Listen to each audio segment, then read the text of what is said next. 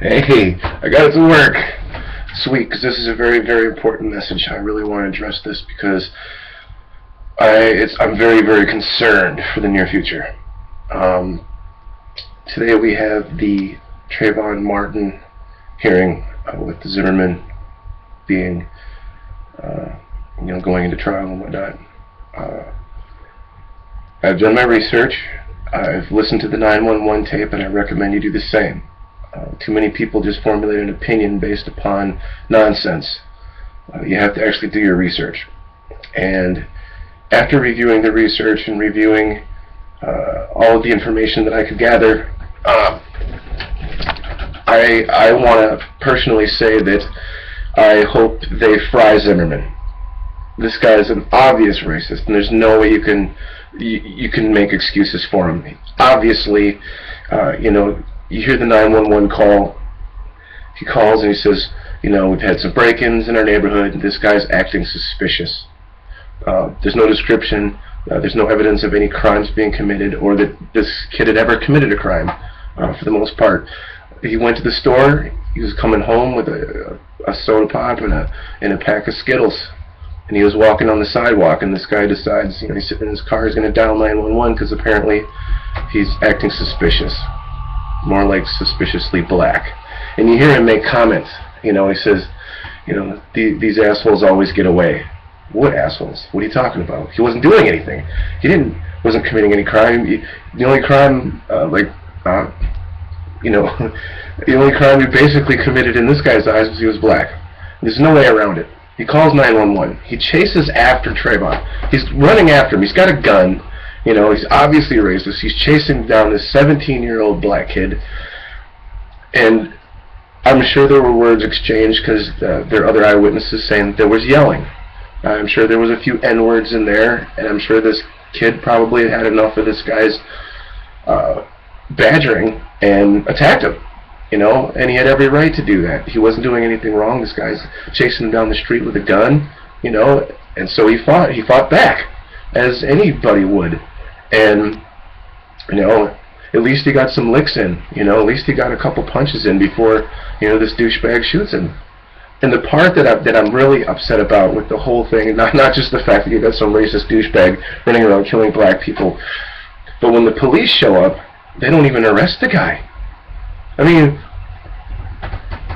there was no evidence of a crime. They should have done a much better investigation. They should have, they should have immediately arrested Zimmerman. He should have been immediately arrested and charged with first-degree murder. There was an intent. There was obviously an intent to do something. There's obviously a motive. He doesn't like black people. He was armed. He was premeditated. Who knows? Maybe that's what he wanted to do that night. He just wanted to pick somebody to shoot. And, this poor kid wasn't doing anything. He was walking home from the store with some candy. I mean, for God's sake. And the police didn't arrest him.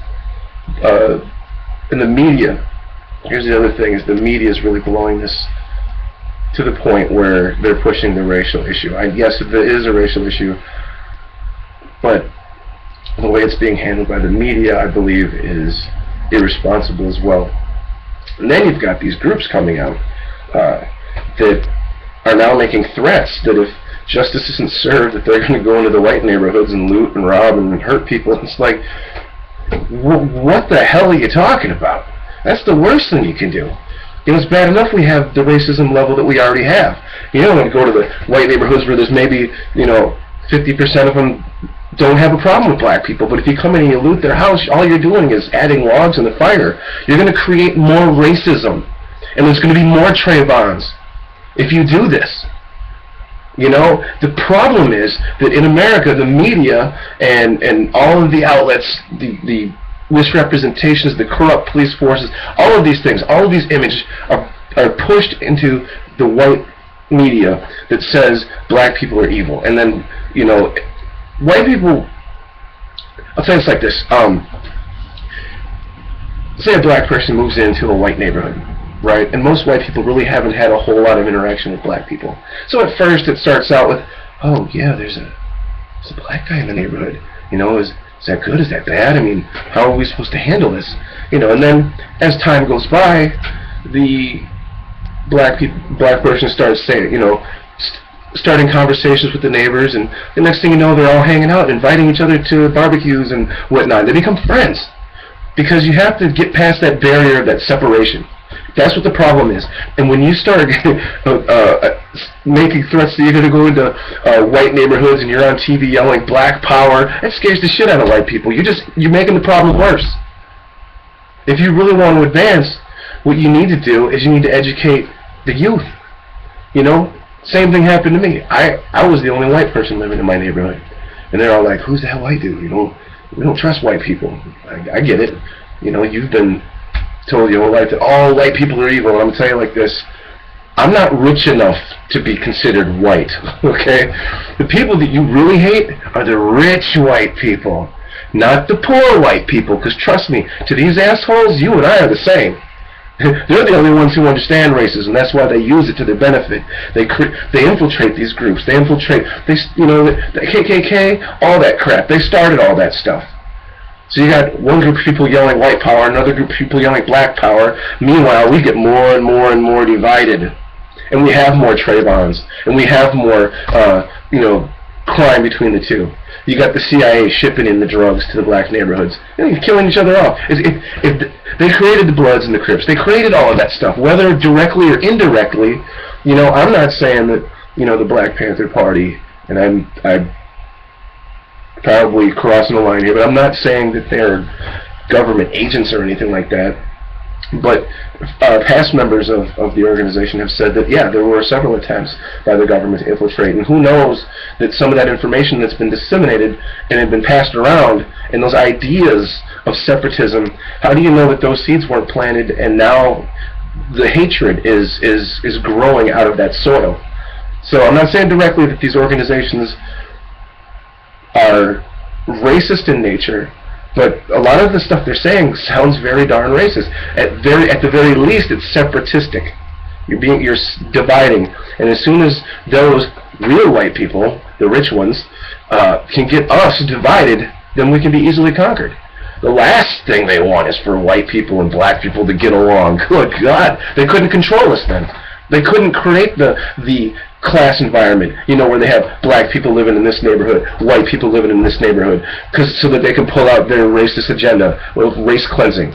So, I was on a radio show the other night, and I was talking with a brother who was, black-fist, pro-black, whatnot, and he was saying we need to advance our race. And I'm like, which race are you talking about? The human race? So I'm for that. I'm all for that.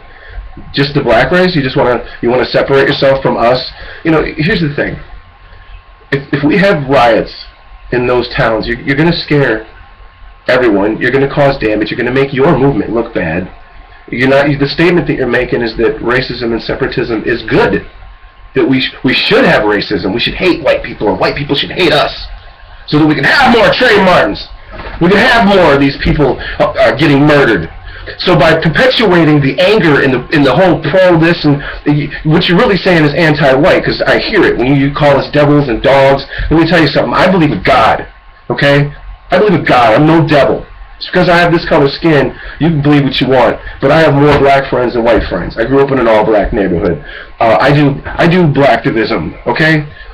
People ask me, how could you be pro-black if you're white? I said, well, because I don't believe in class distinction. I don't believe that it's right to treat one group of people worse than another. And I would absolutely love to see more black business owners. In fact, when I know there's a black business owner, I'll go shop there. You know what I'm saying?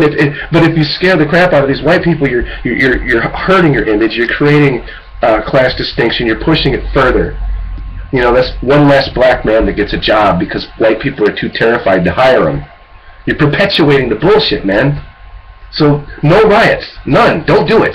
Don't do any more riots. Okay? What you need to do, and I'm talking specifically to the white people now, especially the white people in Florida.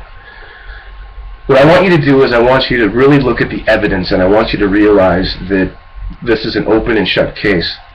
Zimmerman needs to go to jail. And let me tell you something. I don't care which side you believe. I can guarantee you Zimmerman has a death sentence.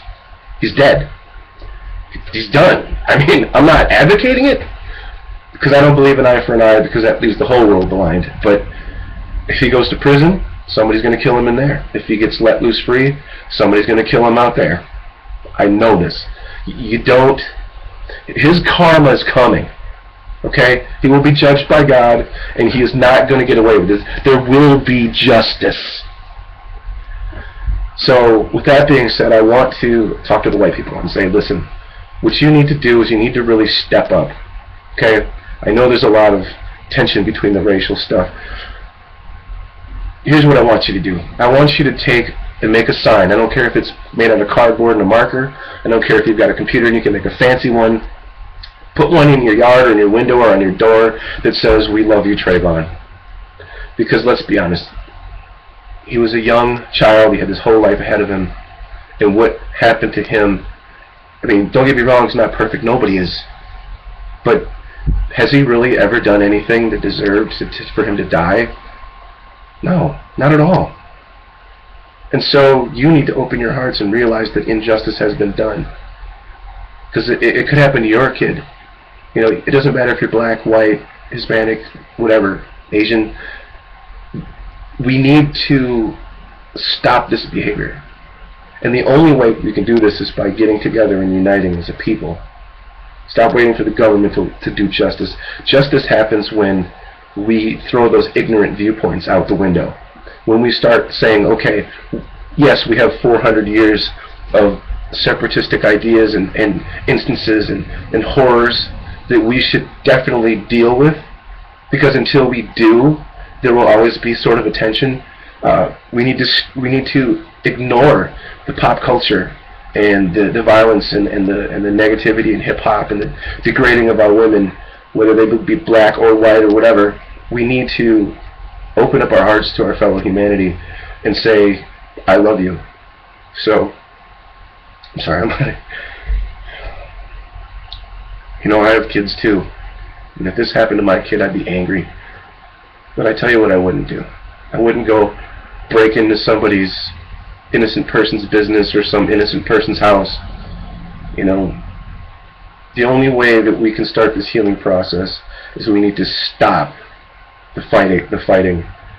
We need to stop as a society creating people like Zimmerman. That's all social engineering. These are ideas that they get from media, video games, movies, parents. You know, we the people need to be the parents of the community, not the government.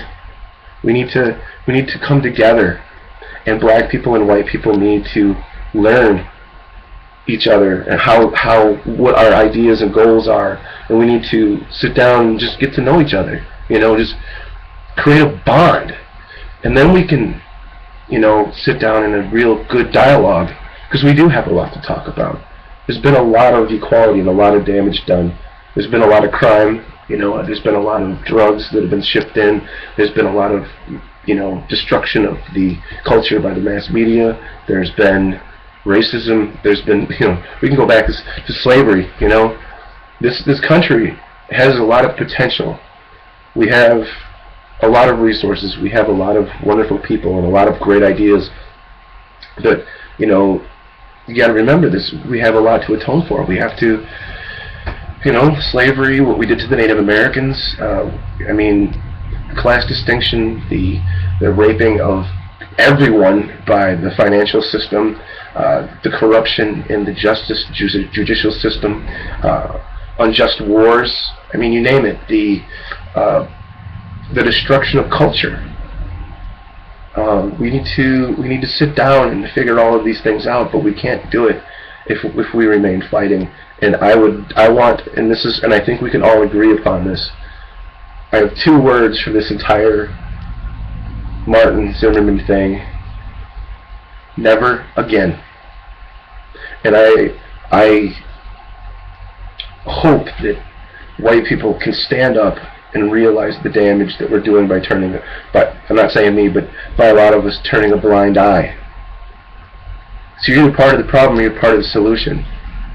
If you don't want angry black people throwing their fists in the air yelling black power, then maybe we should listen to what they've been through. Maybe we should sit down at the table and listen and do something to help further humanity as a whole. Because if we are divided, we will be conquered. That I will guarantee you. And I guess with that, I'll just say, Trayvon, I love you, man. And I pray for your soul. And I pray for justice. And I will be just as upset as the rest of you if Zimmerman goes free. But like I said, justice will be served. Peace. This is Eric from We Are Change.